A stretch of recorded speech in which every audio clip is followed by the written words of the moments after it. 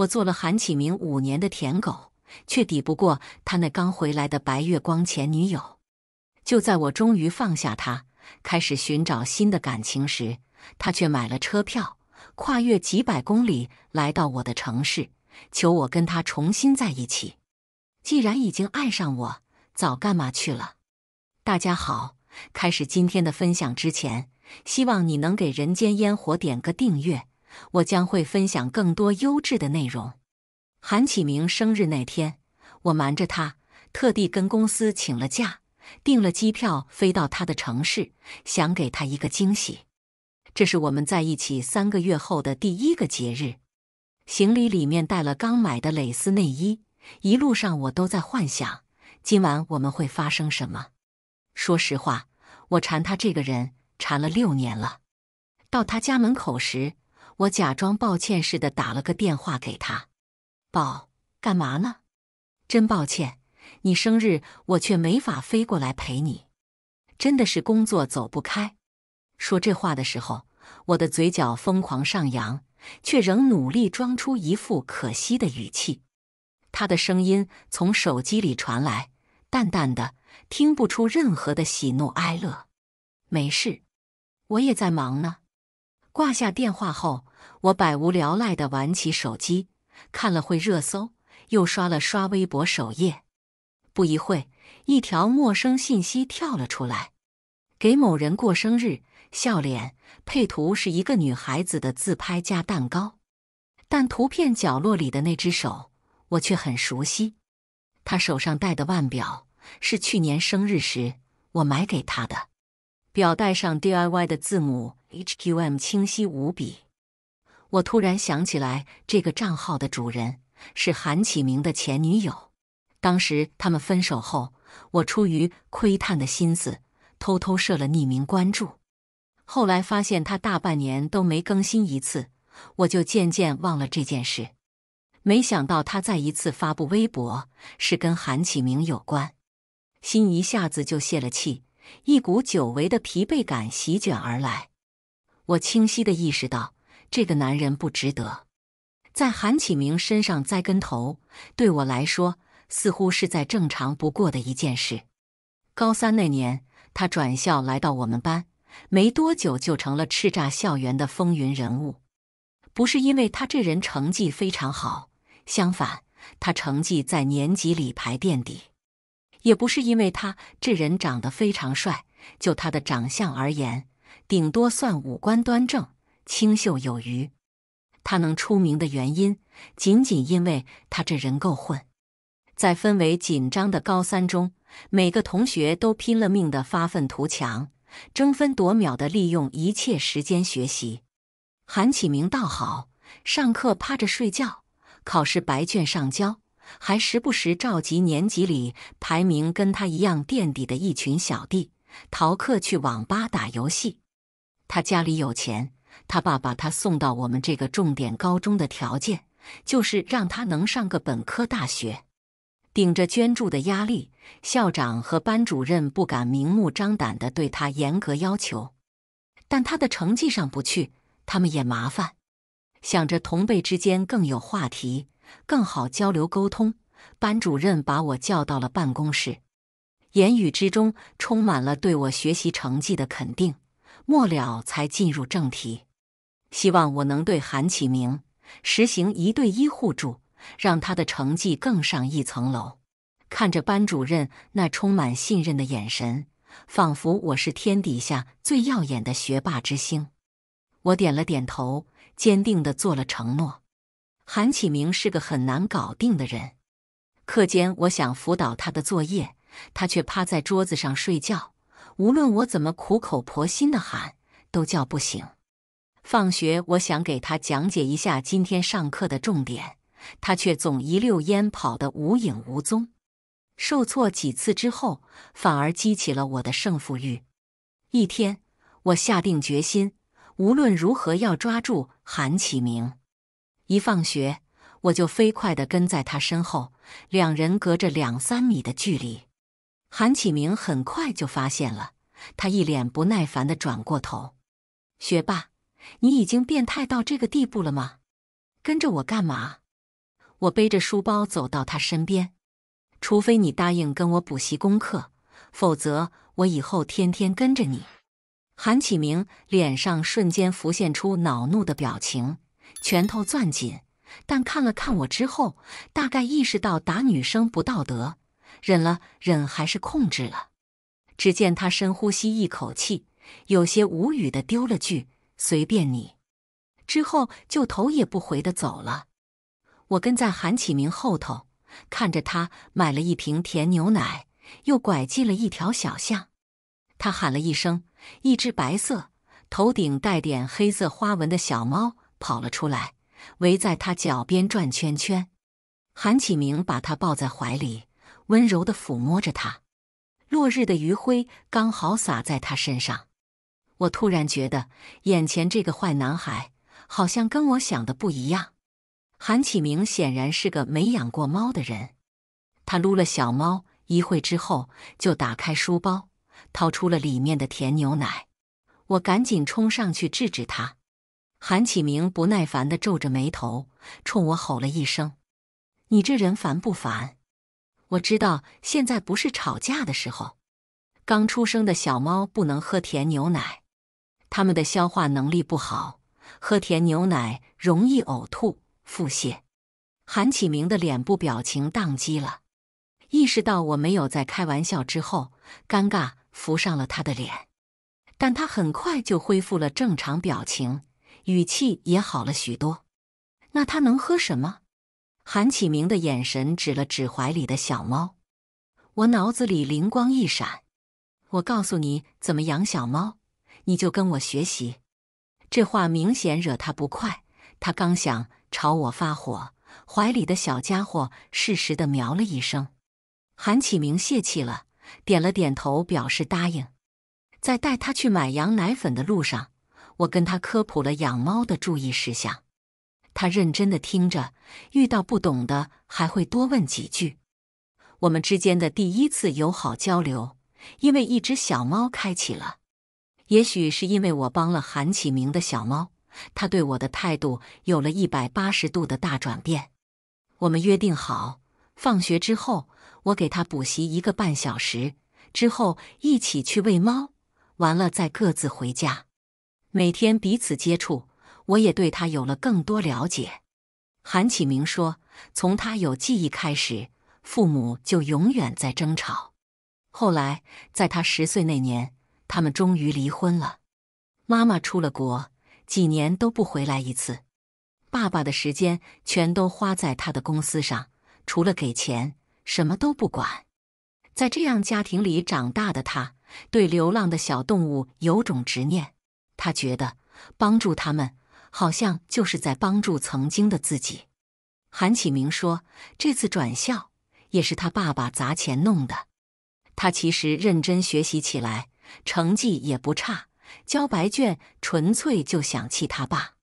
韩启明说，唱歌才是他的梦想，他想走艺术发展的道路。可是他爸一门心思，只想让他继承家业。韩启明还说他自己一个人去过很多地方旅行。他拿照片跟我讲述各地的风土人情时，眼睛里落满了星星。他喊我小丫头。他问我为什么锲而不舍地想让他学习。他说，如果你再坚持久一会，即使没有小猫的事，我也会绷不住的。毕竟从小到大，没人像你一样真的想为我好。我想起自己一开始的初心，除了老师寄予的厚望，剩下的也仅仅因为我骨子里那股不服输的劲，跟为他好并没有什么直接联系。但看着他说起这是感动的神情，我终究还是没舍得告诉他真相。如果我的好能让他觉得世界上还有光，那也是值得的。喜欢上韩启明，没费多少力气。我从小就是个非常典型的别人家孩子，我以此为傲，生活了17年，却在认识韩启明之后，发现世界还有另一种模样。原来人有自己喜欢的事，是这般神采飞扬。原来世界不止我脚下的1分3亩地，还有诗和远方。原来除了读书好，我在许多方面都比不过他。有一天，我突然发现，我在稍微得空的时间里，脑子里都是韩启明的身影时，我就知道我青春萌动了。我喜欢上一个成绩不好的男孩子，因为他，我第一次开始思考，我未来想成为一个什么样的人。我和韩启明相约一起报考陆城。陆城的娱乐行业发展不错，韩启明说他的歌唱梦想也许能有更多机会得以实现，而我想学的专业到处都有。当着韩启明的面，我胡诌了一轮，说我想考的学校刚好在陆城，私心里却是因为想和他在一个城市。我下定决心，高考结束就跟韩启明表白。虽然因为成绩，我们不太可能在一个学校里，但只要在同一个城市，出来约会就能比较方便。为了高考的志愿，我跟父母大吵了一架。他们想让我学会计，稳定，好找工作。我想读心理学，想帮助更多需要帮助的人。争论的结果是，我成了父母口中不听话的女儿，可我还是成功在电脑上填写了心理学的相关专业。录取通知书出来的那天，我在 QQ 上问韩启明结果怎么样，他没有回我，但打了电话过来。小丫头，我不能跟你去陆城了。我内心咯噔一下，沉默着等他继续说下去。我爸知道我想报读陆城后，把我锁在家里，改了我的志愿。现在录取通知下来了，我只能去梁楚城读管理学。我心里很难过，没有了韩启明，读陆城对我来说一点意义都没有。但我还是安慰了他。我告诉韩启明，只要梦想在哪个城市都一样。分隔两地的大学，把我和韩启明的关系拉扯得很远，联系开始变得断断续续。准确来说，是我单方面联系韩启明，而他很少联系我。从他回复的只言片语中，我知道他加入了学校的吉他社，玩起了音乐。他的管理课程学得一团糟糕，但在他爸爸的招呼下，他每门课都拿了高分。以及他有了一个女朋友。韩启明把他的大多数时间都花在了陪女朋友身上。我看着他在 QQ 空间里晒出的恋爱宣言，那张青春洋溢灿烂的笑脸，想起我那被遗落的表白，心中酸涩难堪。那天晚上，我独自一人去了个音乐餐吧，听着台子上摇滚的乐曲，一瓶酒接一瓶的喝。到最后，餐吧要打烊了，我却醉得不省人事，拉住身旁的人就开始狂吐，一边吐一边哭。等我醒来的时候，我身处在一个陌生的酒店。我一阵心悸，快速地检查了全身，没有任何酸痛的感觉。转头一看，才发现床头柜上放了一张纸条：你昨晚喝醉了，不知道你住哪里，只能贸然把你带到酒店。衣服是我请酒店服务员帮你换的，换完之后，我就跟酒店服务员一起离开了。酒店的费用是198元，如果心里过意不去，可以打款到下面这个号码。我看着纸条，有点懊恼昨晚的放纵，不经意间又想起韩启明，眼泪又控制不住流了下来。在酒店收拾好之后，我把费用打到了那个陌生的账号。看着上面显示的人名林坦，我点了点手机，发过去一句谢谢。这个插曲在我的大学中画下了浓重的一笔。除了一到夜晚，我就会控制不住刷着韩启明的 QQ 空间，看着他跟他女朋友秀恩爱，泪流不止外。白天的我依然尽可能打起精神，埋头在大学的课业中，转移自己的注意力，不让自己有痛苦的机会。3个月后，在我几乎以为自己要痊愈的时候，韩启明却发了 QQ 给我，开头就是直截了当的质问：小丫头，你是不是打算不管我了？”我看着那条信息，心跳加快，手止不住地颤抖，心中想着：你都有女朋友了，还来找我干什么？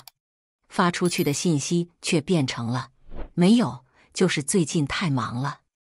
我终究还是舍不得跟韩启明彻底断绝关系，何况我从来没跟他表白过，对他来说，曾经很好的朋友就这么对他不理不睬，他不开心也是应该的。韩启明发过来一个骂人的表情：我不管，以后你还得跟高中一样，经常跟我聊天才行。我看着他发过来的霸道信息，斟酌如何拒绝。你有女朋友了，他跟你聊天也是一样的。况且我课业真的太忙了，还要考证什么的。隔着屏幕，我都可以想象韩启明皱着眉头的表情。可我实在无法在他有一个女朋友的情况下，还假装若无其事。女朋友跟你的关心能一样吗？你可是我最好的朋友。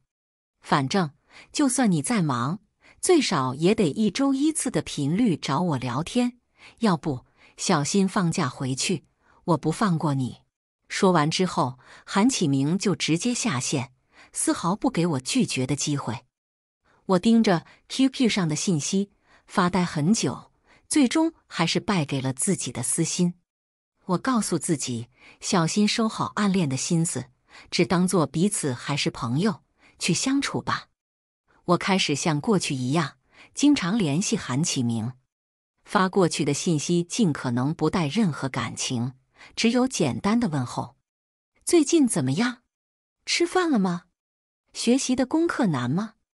他回了我几次之后，又开始选择性的玩消失。我隐约意识到，韩启明或许不过是享受有一个人这么毫无顾忌、事无巨细地对他好而已。我想，他不回复也挺好的。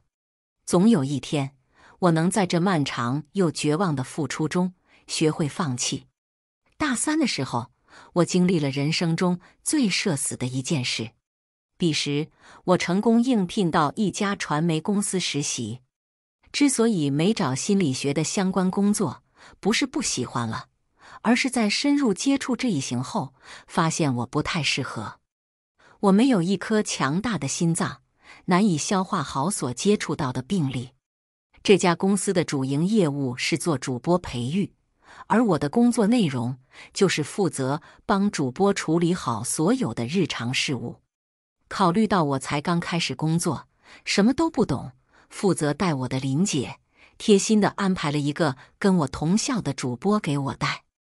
我看着资料卡的第1行写着姓名林坦，心里咯噔一声，脑子里一闪而过，想起了大2醉酒的夜晚，那个把我送去酒店的男生似乎也叫林坦。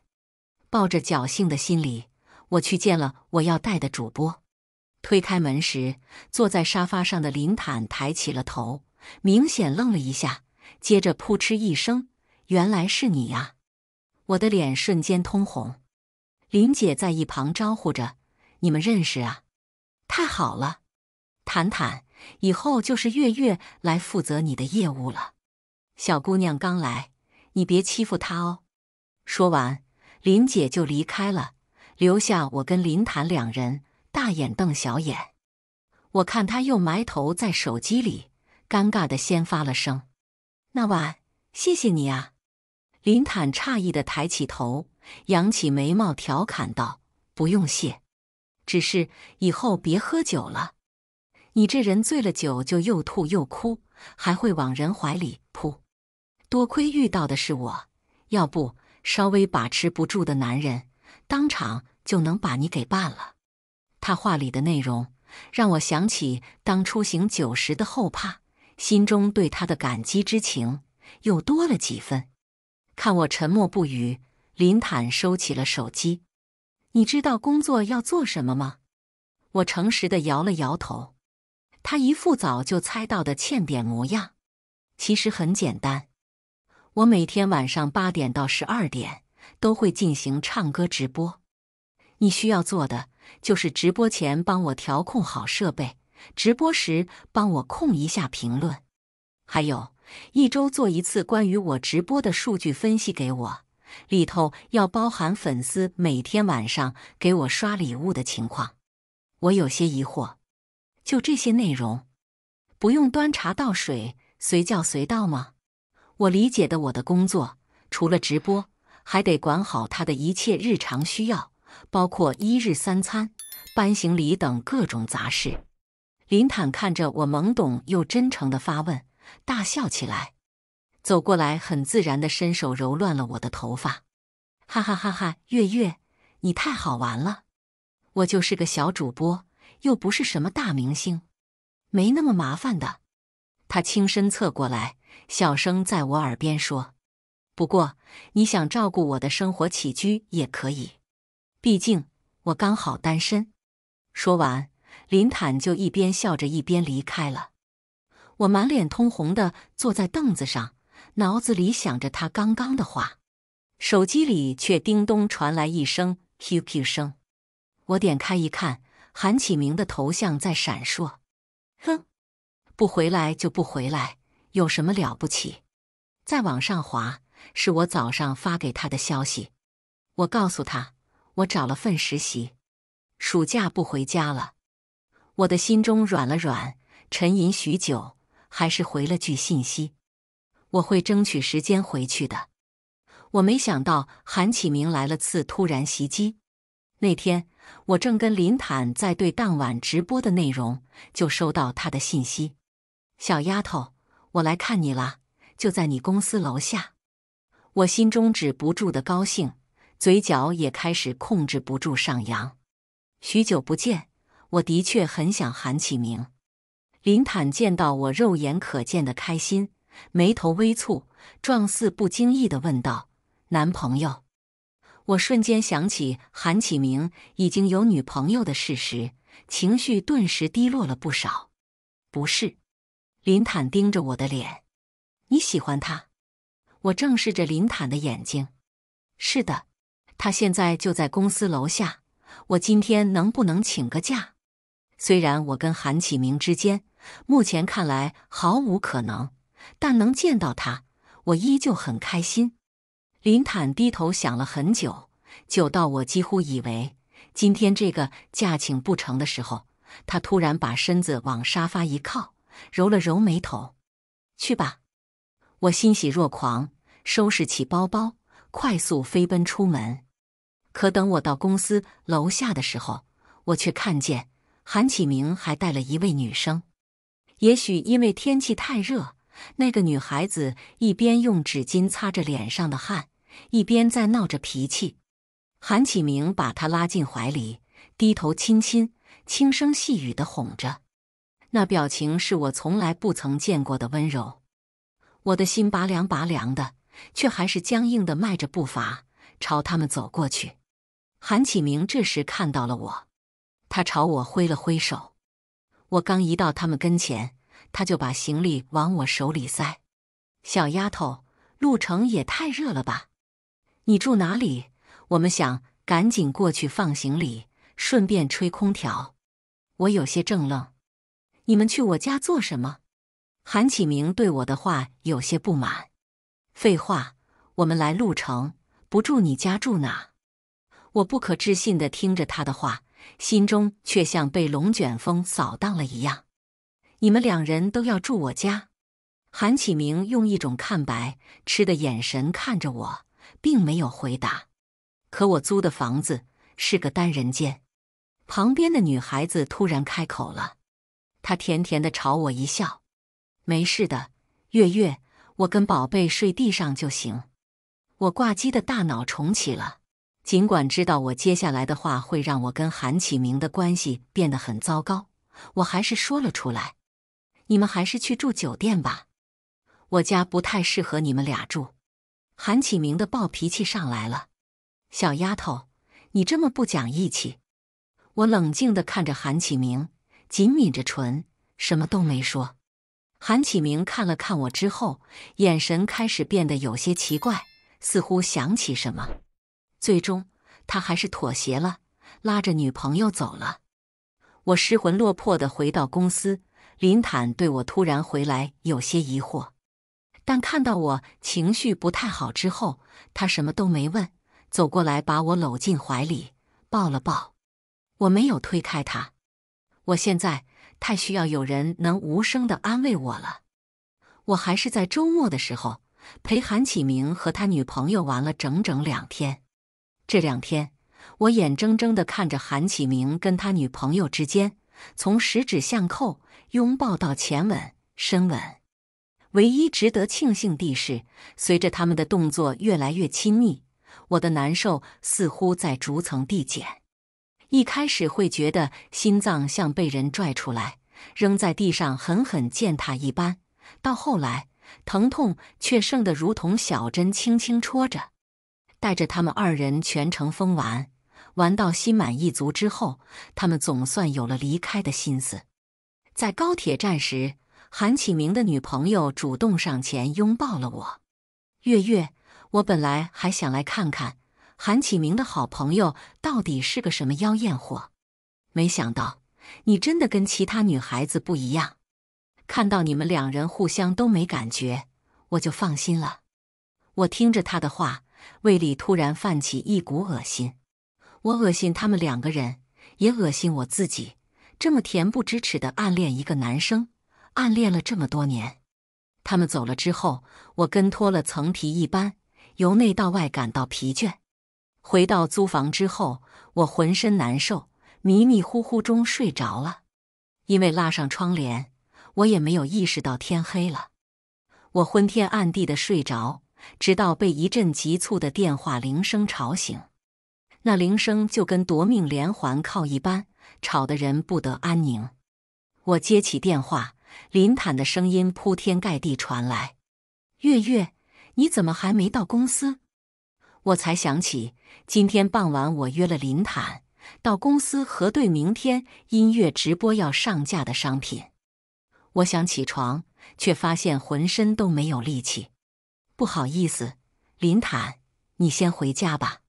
我好像有点生病，去不了了。林坦沉默了一会，大概想对我破口大骂，又碍于我是个病人，没办法。我刚想把电话挂了，林坦的声音又传了过来：“你不会一整天都在家睡觉，还没去看医生吧？”林坦就是我肚子里的蛔虫。见到我没应声，林坦让我报了家里的地址给他，之后就匆匆挂断电话。虽然熟悉起来才不过1个月，但我知道林坦是个很好的人。如果说这个世界上有正义奖的话，林坦绝对能排第1。他是那种见到有人需要帮助，就会主动上前帮忙，见不得人插队，见不得人乱扔垃圾，每年定期到大山里做公益，还会资助贫困学生的人。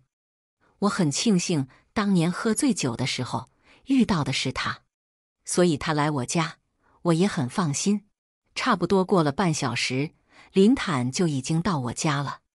一见到我苍白的脸，他第一反应就是往我额头上探。我已经习惯了他时不时的小动作，也任由他。林坦开始骂骂咧咧：“额头这么烫，你还敢一个人在家睡觉，也不怕烧成傻子？”然后只见林坦一把就抓起我放在沙发上的外套，拉住我的手，把我往屋外扯：“走，我带你去看医生。这肯定要吃点退烧药才行。”等我真的再次清醒过来，人已经在医院打点滴。林坦就坐在我旁边，拿手机玩着游戏。细看他的侧脸，好像真的比韩启明好看许多。难怪那么多粉丝喜欢他。大4，林坦的直播越来越多人看，我也变得越来越忙。有时真的忙起来，我会忘了1周1次给韩启明发信息，也越来越少想起他。我的生活几乎都被工作填满，而我工作的对象只有1个人，就是林坦。韩启明看着我因为工作，朋友圈越来越频繁地发着林坦的照片，给我发来了微信。此时，我们已经不再用 QQ， 改用微信了。小丫头，就算是工作，也不用这么关注别的男人吧？我忙得双脚都要挨不着地，敷衍地回了一句：我以后发的时候屏蔽你。等我终于闲下来看信息的时候，韩启明给我发了几十条语音加信息，跟我论述男女授受不亲，工作的人没有真感情，不要跟林坦太亲密这件事。最后一条信息，他似乎泄了气：小丫头，你是不是喜欢上他了？我盯着手机发呆。我喜欢林坦吗？我不知道。从认识林坦以来，他就像是一个万能的哆啦 A 梦。每次我生病的时候，他都会跑到我家照顾我。我因为感情或工作而受挫时，他会陪在我身边安慰我。林坦是一个完美的男性朋友，不仅有一副好脸蛋、好嗓音，还有一副好心肠。因为笃定他天性就乐于助人，我也总是习惯性地接受他所有的帮助。我不知道这样是否就意味着我喜欢上了他，但我能确定的是，我的确很依赖他。在我陷入沉思时，一抬头却看见林坦正跟公司的一个女主播在聊天。他那张能说会道的嘴，把那个女主播逗得哈哈大笑。我似乎第一次看不惯他这样的行为。临近毕业，韩启明再一次跑到了鹿城。不同的是，这次他是独自一人。他等在我公司楼下，我一出现，他就疾步上前，一把抱住了我。小丫头，我跟白冰分手了。白冰就是韩启明那位交往了4年的女朋友。我还没从他的话中回过神来，他下一句话直接让我的心脏狂跳。所以，你做我女朋友好不好？我没去问他为什么跟女朋友分手，我只知道我在这样巨大的诱惑之前难以抵抗。这是我从高3以来就一直期待的事情，而今却这么悄然地出现了，降临了。我的大脑几乎无法思考。我想不起这么多年来韩启明对我的冷淡，对我的伤害。我也想不起林坦对我的照顾，对我的好。我只知道跟韩启明在一起是我一直以来的执念。现在机会就在眼前，我一定要抓住。好。我点了点头，怕韩启明看不清楚，嘴上又补了一句。他欣喜若狂，抱住我的脸就开始吻了起来。我被动地接受着，感受这个迟来的亲吻。等我回过神时，才发现林坦就站在远处，冷眼看着我们2人。韩启明一把扯过我，做出一副战友的模样。我的心突然凉了，看到林坦嘲讽地笑了一声，转身离开，心中只剩下复杂。我在微信上跟林坦请了假之后，陪韩启明玩了整整3天，才回到公司。打开林坦办公室的门时，他抬头冷眼看了我一下，又埋头在手机里，没跟我说一句话。我心里有点难受，主动开了口：有什么要我做的吗？林坦冷淡地回了一个字：没。下一句话更狠：你能不能离开？我暂时不想看到你。我被林坦的态度刺激到了，心中突然涌起一阵委屈。林坦一直都对我和颜悦色，从来没用这种爱搭不理的姿态来对我。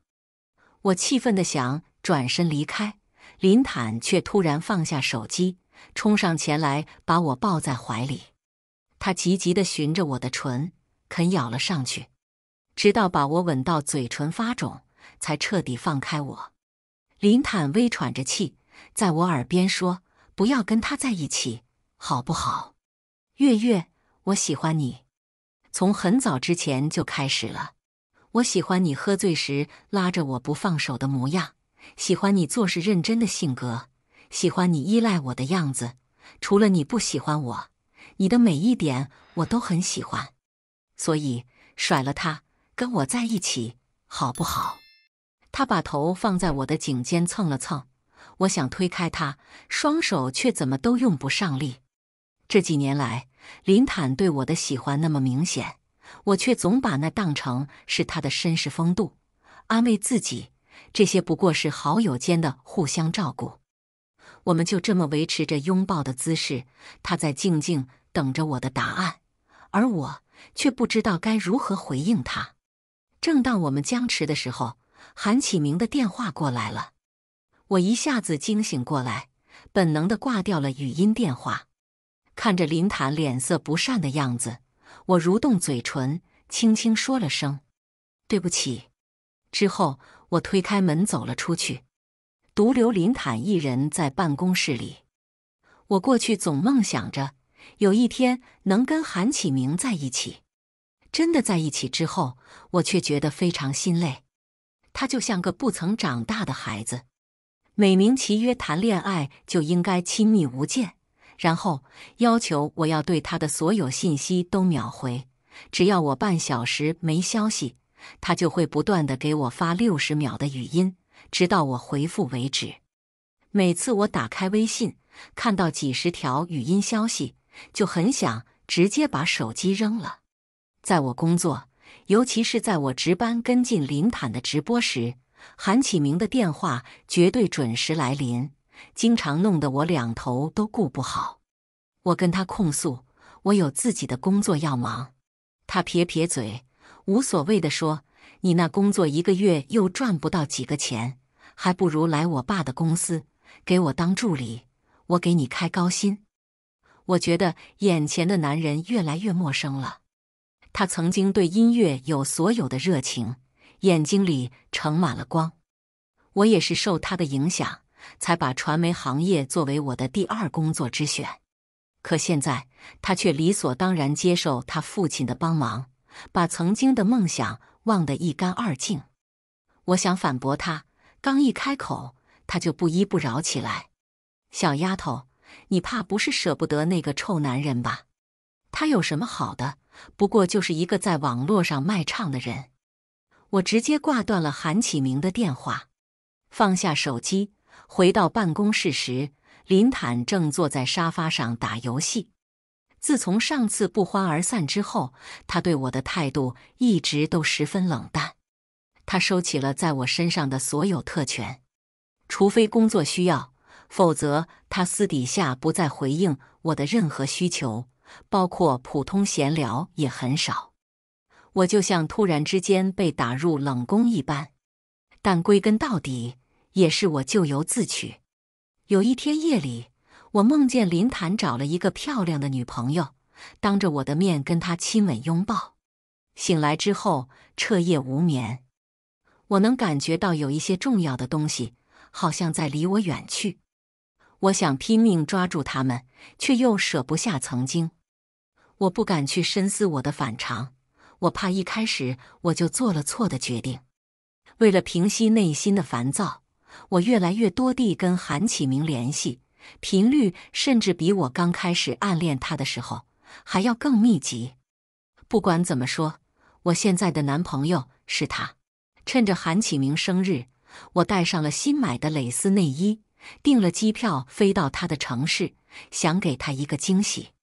交往以来，我们一直聚少离多，也许更亲密的接触能让我更沉浸式地投入感情中。直到我站在韩启明家门口，看到他跟前女友聚会的微博，我才知道我错了。除了久违的疲惫涌上身体的，还有一股久违的轻松。我知道我终于把这么长时间的情感毒素彻底排出体外了。我放下了我对韩启明的执念，我不会再在乎他的任何感受了。我提着行李箱，慢慢地往回走，脑子里却突然想起另一个人。我订了最快的机票，飞奔到他家。路上，我发了条朋友圈，只有一张配图，内容是我的行李箱和韩启明家门口，没有文案。发布完之后，我就把手机关机了。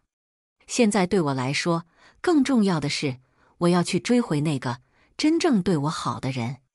林坦打开门，看见我的时候，吃了一惊。他表情复杂，似乎想到什么，紧抿着唇，一脸冷淡地说：“不是跨城去找男朋友吗？怎么被扫地出门了？”我无视他话里的讽刺。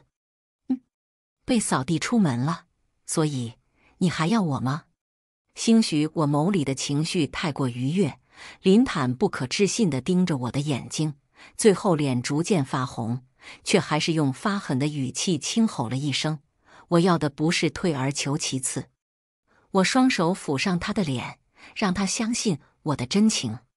我没有退而求其次，我是认真的。林坦沉默了，他仔细地看着我，认真确认我的感情。不一会，他一把把我拉进他的房子里，把我抵在门后，肯是亲吻。我热烈地回应他，心中被满胀的幸福感充斥着，这是一种来自情感对等的喜悦。我想把所有的我自己给他。洗澡的时候，我想起了行李箱的蕾丝内衣，喊林坦帮我拿。外面传来一阵窸窸窣窣的声音，之后林坦敲了敲浴室的门，嘴里说出来的话带着好浓一股醋味。这情趣内衣是帮前男友准备的，他已经自动把自己放在了我现男友的位置。我关了浴室的水声，隔着磨砂玻璃的门，他能隐约看到我身体的轮廓。我打开了一条缝，把头探出来。是啊，不过现在可便宜某人了。林坦耳朵都发红了，嘴上还是不饶人。你还不如裸着更好，省得脱了。我嗯哼一声，扯过蕾丝内衣，又进了浴室。等我出来的时候，他正躺在床上玩着手机，一身清爽的姿态，显然已经在客厅的浴室里洗了澡了。我的脸微微发红，拽着身上的浴巾，小步地走到床边去。林坦抬头痴痴地看着我，在我刚刚坐到床上时，他一个鲤鱼打挺，猛地扑过来。扯开我的浴巾时，他低声骂了句暗爽的脏话。是的，我听话的没有穿那套蕾丝内衣，取而代之的是光滑的身子。之后一夜放纵，纵欲的结果就是次日全身酸痛。我醒来的时候，浑身都像被车碾过一样。林坦躺在我旁边，很自然地亲了我一口，就起床去做早餐了。活了24年，我好像才第一次体会到恋爱的滋味。打开手机时，电话铃声就响了起来。我看着屏幕上熟悉的名字，内心毫无波澜。打开微信，几十条信息弹了出来，都是韩启明的语音。我一条条点开。小丫头，你来我城市了。我今晚临时不用加班了，我现在立刻回去。你为什么不接电话？是手机没电了吗？你在哪呢？收到立刻复我。小丫头，你生气了吗？我不知道你会过来，我错了，以后再也不会了。我截了韩启明女朋友的那条微博发给了他，回了句我们分手吧，之后就把他拉黑了。吃饭的时候，林坦一直盯着我的脸，一边吃一边傻笑。我被他看得不好意思，有些嗔怪地说别看了。他却突然正经起来，莫名其妙来了句月月，你真的想清楚了。我简直想给他一个暴力。昨晚啥都干了，这时候问这话。他看到我翻白眼的样子，突然大笑起来，那笑容就像清晨的阳光，能洒到人的心上。月月，你不知道，我等这个时刻等了太久了。第一次遇见你的时候，我就想着，这么好看的女孩子，怎么会有人不喜欢？后来分开后，我的生活也照样进行着，没什么变化。直到2年后再次遇见你，我才突然间想到，也许我一直没谈恋爱，就是为了等你。以前我不相信缘分，却偏偏在这偌大的城市里遇见你2次。我相信缘分的时候，你的心里却一直放着另外一个人。我想放下你，忘记你，又偏偏因为工作，你每天都在我面前晃荡着。你跟他在一起之后，好多次我都想干脆辞职算了，眼不见心不烦。还好，最后你还是选了我。月月，选了我，你就要对我负责，知道吗？不能始乱终弃，更不能吃回头草。我看着他真诚的模样，认真点了点头，表示答应。我跟林坦在家厮混了2日，周一一起去上班的时候，毫不意外，在公司楼下看到了韩启明。一向爱干净的他，胡子拉碴，眼睛充满血丝，看起来很长时间没休息了，一脸憔悴的模样。情敌见面分外眼红。林坦拽紧了我的手，绕过韩启明，快步地往前走。韩启明一把扯住我另外一只手，双目猩红地看着我。小丫头，我知道我错了，但你没必要找这么个人来气我。林坦把我拉到身后。谁说我女朋友是为了气你？你未免也太瞧得起自己。韩启明不可置信地瞪着我。你跟他在一起了？我更紧地握住了林坦的手，十指相扣。是的，我喜欢他。韩启明像被打败了一般，瞬间失了气势。他的眼眶泛起了泪光，但他显然并不想在林坦面前彻底败下阵来。你喜欢他？那我呢？你爱了我这么多年，怎么可能说不爱就不爱了？小丫头，你还在气我，对不对？我听着他的话，心里一阵发冷。原来你韩启明早就知道我喜欢你。你知道我喜欢你，这么多年却还一直吊着我。亏我还以为是我没跟你表白，所以你跟别人在一起理所当然。却原来你早就知道了。你不过是一直把我当备胎，实在没得挑了，才在3个月前跟我表白。现在备胎跑了，你开始舍不得了是不是？韩启明，你真让我恶心。你知不知道，你刚刚这些话让我觉得我整个青春都喂了狗。我气愤地拉着林坦离开。韩启明慌了，在身后紧紧拉住我的手。不是的，小丫头，你听我解释。我奋力甩开他，头也不回地跟林坦走了。再次见到韩启明是在老家。过年回家时，韩启明带了许多礼物到我家来看望我爸妈。以前高3的时候，因为补习的原因，我父母一直都知道他的存在。但他多年未出现，突然在春节的时候来我家，我爸妈有些意外，但嘴上也没说什么。我冷眼看着他在我家忙前忙后，心里很是膈应。当着爸妈的面，又不好直接发作，只能借着续同学情的理由，把他喊出家门。临出门前，我妈特意把我叫到一旁。月月，小韩既然来认错了，你就给个台阶下。2个人能两情相悦不容易。你以前那么喜欢他，现在好不容易得偿所愿了，可别自己给做跑了。我胡乱点了点头，心下却打定主意，趁着我妈不注意，给某人发了条微信。有人打起我爸妈的主意，都已经登堂入室了。然后拍了韩启明在家里的图。林坦秒回：擦，你家地址给我。我给他发了定位之后，心情瞬间愉悦不少。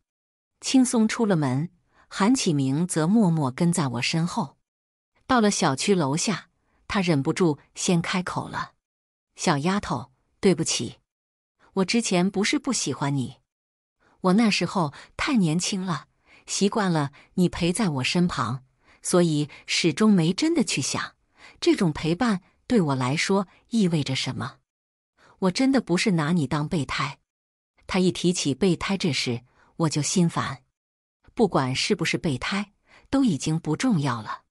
没了林坦在一旁看着，韩启明的眼泪恰到好处地掉了下来，同时他也顺势扑通一声，双腿跪在我面前。我知道我错了，小丫头。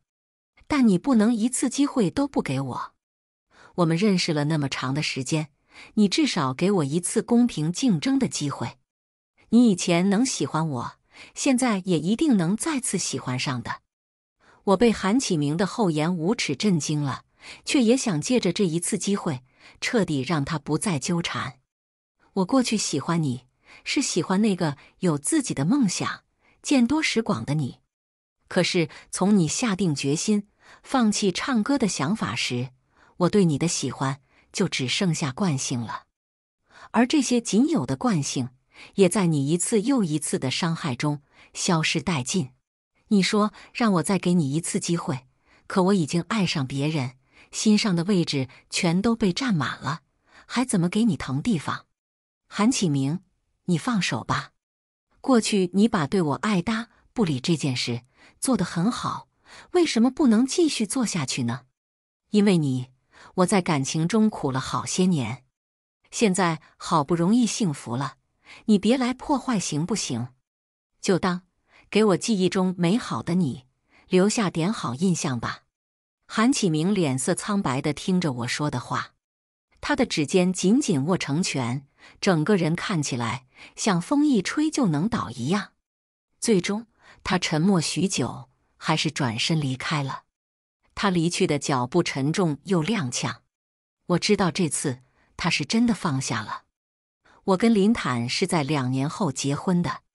跟韩启明彻底说清楚的那天晚上，在林坦连夜赶到我家之后，我就把他正式介绍给了我爸妈。他这人阳光开朗，嘴巴还甜，几乎不费吹灰之力就哄到我爸妈把他当亲儿子对待。闲暇无事，他会陪我爸下棋。我爸这人有个坏毛病，棋瘾大，又很爱悔棋。他周围的朋友都不爱同他下，只有林坦不厌其烦地陪着他，搞得他一有空就念叨：月月，小坦什么时候再来家里做客？你不回来不要紧，让小坦来就行。林坦还会给我妈买各种各样的护肤品。他每次一见到我妈，就会说些中年女人爱听的话：阿姨，您真是越来越漂亮了。听我的，阿姨，您穿这件衣服，那绝对风韵犹存。我妈简直把她当成美妆顾问，一有空就给她发微信：小坦，阿姨新学了个护肤法，你帮我参谋参谋，看看有没有用。我看着林坦在我家如鱼得水的模样，深深感到自己的地位受到了威胁。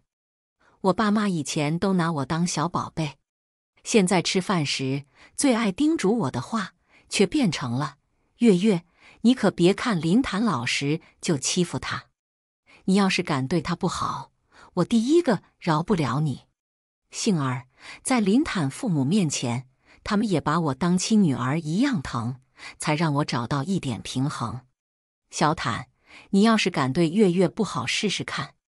月月，小坦要是欺负你，你只管跟我们说，我们帮你教训他。跟林坦结婚的时候，我已经有了3个月的身孕。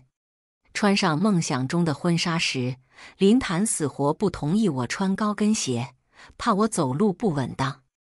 我不满地控诉着他的管控欲，却在他把我搂紧怀里亲吻时，彻底放弃了我想当最完美新娘的想法。婚礼上，我们在双方父母和亲朋好友的见证下，互相许着相守一生的诺言，交换戒指。新娘新郎接吻之后，我无意间侧头一看，看到韩启明，他泪流满面，看到我的目光之后，朝我扬起了一个祝福的微笑。我的婚礼没邀请他，他是自己来的。我看着他瘦了许多，脸颊都凹陷了不少，心中有些唏嘘，却又很快调整好自己的状态。今天是我的婚礼主场，我得认真看着我的新郎才行。